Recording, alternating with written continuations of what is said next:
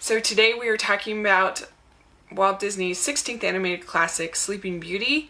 Sleeping Beauty was released in 1959, and it has a really interesting production history. It was something that really changed Walt Disney Animation Pictures. It was actually started in 1951, and it shows you kind of how long things took when you had Sleeping Beauty's castle as part of Disneyland, which opened in 1955, and this movie didn't come out till 1959.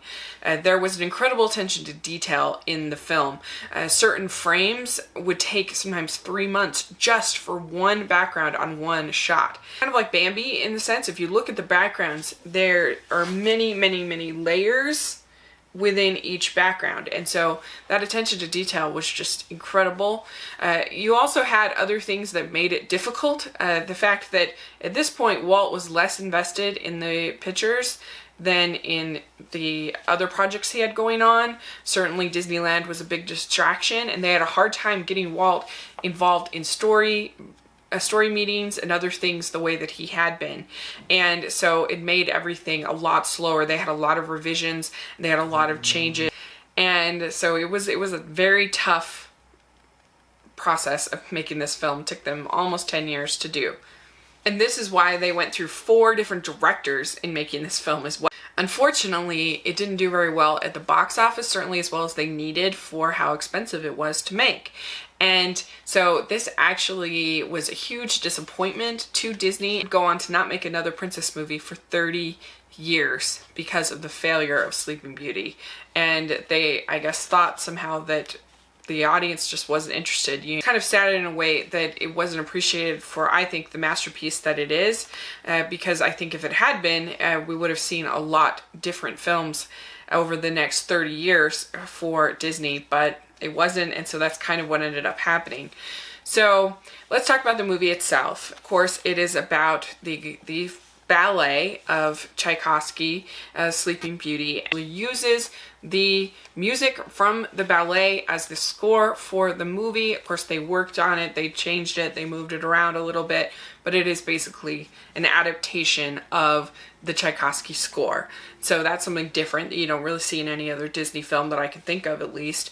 And it is about Aurora, this princess, and it starts out with the king and queen have long wanted a child, and they are able to have this baby in Aurora, and they have this christening, and it's very exciting. Well, Maleficent, the evil sorcerer, she didn't get invited to the christening, and she's very, very upset. And so there are 3 fairies, and Flora, Fauna, and Merryweather, and Flora and Fauna both give gifts to the baby for the christening. And Flora gives the gift of beauty, Fauna gives the gift of song, and before Merryweather can give her gift, Maleficent comes in, and she is very, very upset. And it's just one of those classic scenes from a Disney film where she curses the baby that she will prick her finger on her 16th year and that she will die. And of course, they're all horrified by this. Well, Merryweather hasn't given her gift yet, and so she is able to temper the curse so that it changes from it being a curse of death to a curse of sleep that will be awakened by true love's kiss. Well, this is not enough for Stefan, so he it burns all of the wheels in the whole entire kingdom. And Flora gets the idea, can protect Aurora if they take her into the forest and they raise her onto the forest, and they decide to not use any magic because that will help Maleficent to know where they are. So they end up raising this girl who becomes Briar Rose, and we see her next on her 16th birthday. Well, Maleficent this whole time has been sending out her goons to go try to find Aurora, but she's been unable to do so, and she's very, very frustrated. Great scene with her talking to these little goon characters and getting more and more frustrated. It turns out they've been looking for a baby all this time, and now it's 16 years later, and so she sends out her crow to try and find them. Well, meanwhile, for Aurora's 16th birthday, the fairies are trying to make something special. So Flora is designing a dress for her, and Fauna is making a cake. Well, of course, it's a total disaster, and both of them, and so they decide to use their magic so that they can create the dress, create the cake. But the problem is that the crow sees their magic, and so he tells Maleficent where Aurora is. Well, also at the same time, Aurora is in the forest, and she is singing and dancing and talking to the animals when Prince Philip stumbles upon her. And of course, they are transfixed. They love each other immediately. And that's when he says, I know you. And how do I know you? Once Upon a Dream. And that's when you get the iconic song. And you also hear earlier, you hear Aurora singing the song in the forest, and that's also how Prince Philip hears her and notices her at first. She's really excited that she's met this guy, and she agrees to meet with him at the end of the day. Well, she comes back to the forest, to the house with the fairies, and they tell her, you can't meet this man, you have to go to the castle, and because you are a princess and it's your 16th birthday and everything like that. Well, she's devastated because she wants to meet this Prince Philip, and Prince Philip is very, very excited, so he goes and talks to his father, who's the king, and the king has been noshing it out with King Stefan all night. They have this weird drinking scene where they scumps, and they're just so excited because Aurora and Philip are actually betrothed to each other, but they don't know that. They don't know who they are. Anyway, so he's very upset with his father for making him marry this person he doesn't want to marry. He doesn't know that that's Aurora. And they have this great little discussion. Well, Maleficent ends up going and meeting up with Philip when he goes to meet up with Aurora, and she takes him and puts him in her dungeon. And so the fairies take Aurora to the castle.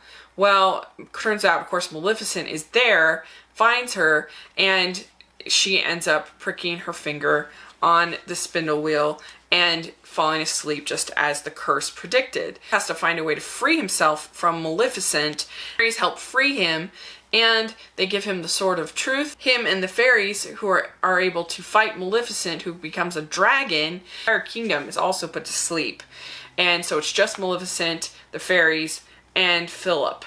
And once Philip is able to defeat Maleficent, then he is able to, everything sort of wakes up again, find Aurora, give her the kiss that wakes her up, and, you know, we get our happy ending. So that's sort of the story of Sleeping Beauty. I think we all kind of know what it is. I think that it's really a good story in the sense of it's very rich.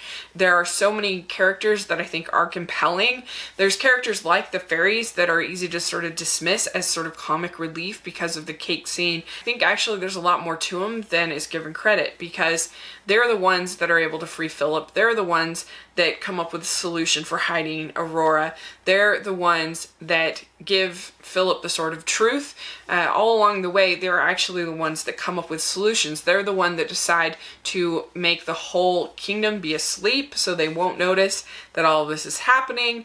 There's just a lot of different things. They aren't intimidated by Maleficent, who is also a really, really great character. She is kind of like the Darth Vader of Disney characters, in the sense of they are just an evil character. You can kind of do villains in two ways. You can have sort of the complex character with your Jokers and your Loki and your sort of things like that, or you can have your all bad characters, and I think if you are going to go all bad, then you need to go all the way, and that's totally what they do with Maleficent. They have some just wonderful dialogue when she's talking to the goons, or she's talking to the crow, like, you're a disgrace to the powers of evil, you know, and just sort of really, really, really, really, really great villain. It kind of reminds of sort of the Wicked Witch of the West, that kind of a feel to her character. And I like the fact that also the fairies are able to outsmart her for 16 years, that she's looking for them and trying to find them and everything like that. That's cool. And I think that the artistry is just so amazing in this film. Like I said, each frame has panels of art back, and it has sort of, they were trying to have sort of a lyric quality to it, and so it looks like the pages of a book. There's something sort of extra flat about it, which is beautiful, I think. And tremendous vocal performances throughout. Mary Costa as Aurora has a beautiful voice, and you have Eleanor Otley as Maleficent. The only real flaw I have with Sleeping Beauty is that I think that the Scump stuff goes on a little too long. It's a little weird having just this drinking scene in the middle of a Disney movie. It feels a little odd to me, but I don't hate it. It's just, that's probably my least favorite part.